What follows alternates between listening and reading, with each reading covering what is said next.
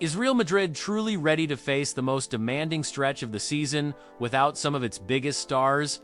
Or could absences, controversies, and even endless travel become the biggest obstacle to this journey? An explosion on the field, but also behind the scenes. Today's Real Madrid news brings revelations that could affect the club's immediate future and even directly influence the Clásico against Barcelona. Who would have thought, my friends, that an almost unnoticed detail could carry so much weight? Thursday morning, September 18th, marked the return to training at Valdebebas. Yesterday, the players had a well-deserved day of rest, still buoyed by their Champions League victory over Olympique de Marseille. But the schedule is unforgiving. In just 2 days, on Saturday at 4:15 p.m., Real Madrid returns to La Liga action against Espanyol de Barcelona. At the same time, they faced Real Sociedad last round.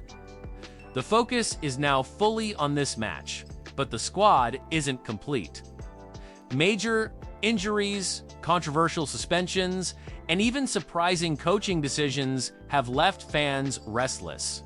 At the Bernabeu, the atmosphere is one of maximum concentration, but also of anticipation. Who will be available? Who will miss the team? And most importantly, how far can Real Madrid go with so many absences? It's in this context of doubt and tension that preparations take place.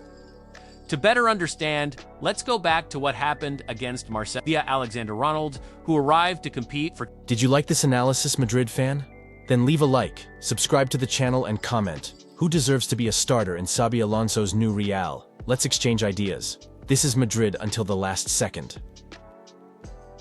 Position and prove his worth on the wing, lasted only 3 minutes on the field. He was injured, and yesterday's tests confirmed it. A muscle injury in the biceps femoris of his left leg. Recovery time, 6 to 8 weeks. In practice, that means 2 months out. Fans are already calculating he won't be available against Liverpool, at Anfield, nor against Atletico Madrid. The derby against Barcelona, scheduled for October 26th, is also likely to be missed, as are the Champions League clash. Juventus and the match against Villarreal. It's a heavy absence for a player who barely had time to show up on the field. Even worse, he was trying to gain some ground in a direct competition with Carvajal. Arnold even left a message of hope on Instagram, promising to return stronger. But it's inevitable that fans will question whether Real Madrid's right-back won't need additional reinforcements. And the irony is that, amid this problem, the Merengues are still dealing with other historic absences. Ferland Mendy, for example, has already been sidelined for 163 days. He's missed 17 matches since April, and his last appearance already seems far away. The silence surrounding his recovery is shocking. There's no forecast, no estimate, nothing.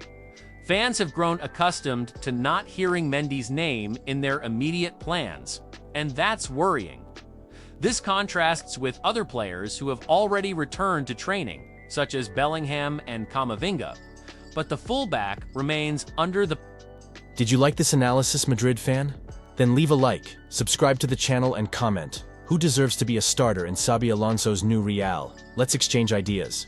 This is Madrid until the last second. Radar. And what's more, Hudson will also be unavailable. The red card against Real Sociedad generated controversy. Real Madrid appealed, claiming there was a clear refereeing error.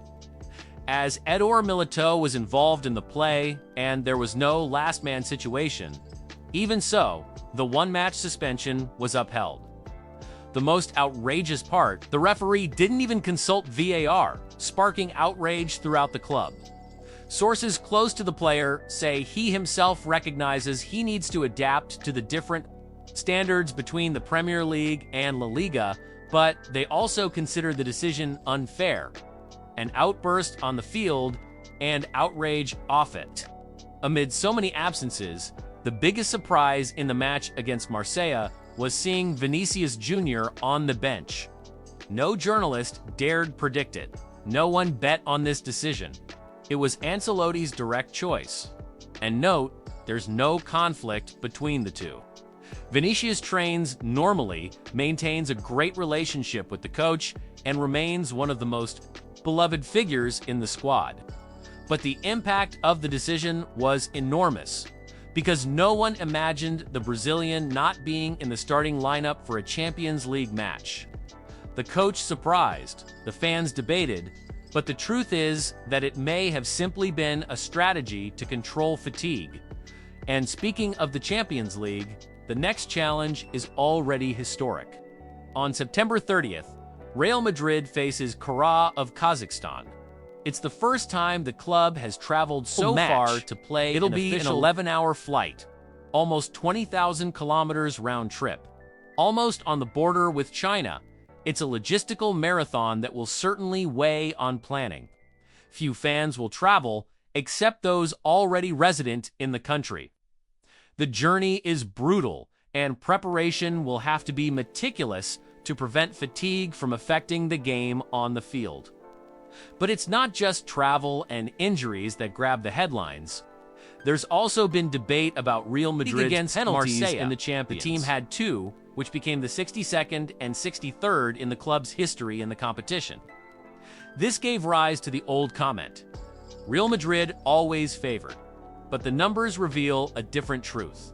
Real Madrid has 63 in 504 games. Bayern, 62 in just 408. Barcelona, 56 in 363. In other words, in proportion to games played, Bayern and even Barca are more advantaged. Real Madrid has more penalties because they play much more. It's a consequence of greatness, not privilege, a narrative that needs to be adjusted. While there's controversy on one side, there are also some standouts. Alvaro Carreras is one of them. The fullback arrived this summer and has already become one of the sensations of the season. The numbers don't lie. First in progressive passes, second in interceptions, second in ball progression, second in successful passes, second in touches, second in passes into the box, and third in defensive tackles. For a newcomer, it's an immediate impact. It's no wonder that Spain coach Luis de la Fuente is already considering calling him up for the next FIFA World Cup. And speaking of the national team, Real Madrid's youth academy will also be highlighted. The U20 World Cup begins on September 27th, and Spain will be there with several Castilla players. Fordia, Diego Aguado, Fran González, Thiago Pitart, and Christian David all have been called up, which means that if there's an emergency in the main squad, this is unlike the situation with Argentina's Mastantuono, for example, who is protected by Real Madrid and missed the competition. In this case, since they are players from the B team, the club has no decision-making power. While the squad faces losses and young players gain prominence, the main stage also attracts attention. Mika Richards, a former player and commentator, was full of praise for the renovated Santiago Bernabéu, the best stadium I've ever been to. The seats, the 3D screens, the atmosphere, ... It's simply immense. These words demonstrate how the renovation has transformed the Bernabéu into a global benchmark. For those who enter the field, or those watching, it's a spectacle in itself. And we close with Rudiger, who revealed some interesting facts in a light-hearted interview. When asked who he would party with, he chose Luka Modric, his childhood idol, Ronaldo Fenomeno, who turns 49 today. His best friend in the squad is David Alaba. His biggest dream, winning the World Cup with Germany. And the toughest striker he's ever faced, Robert Lewandowski, an opponent he'll face again in the upcoming derbies against Barcelona. Real Madrid's day was marked by significant news. Injuries that worry, suspensions that anger, trips that tire, but also individual highlights that fill with hope. Between the pain of losing key players and the joy of seeing young players emerge, the club continues its journey.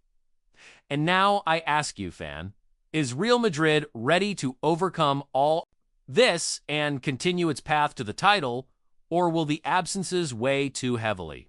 Comment below, like if you believe, and subscribe to experience this journey with me, game by game, emotion by emotion.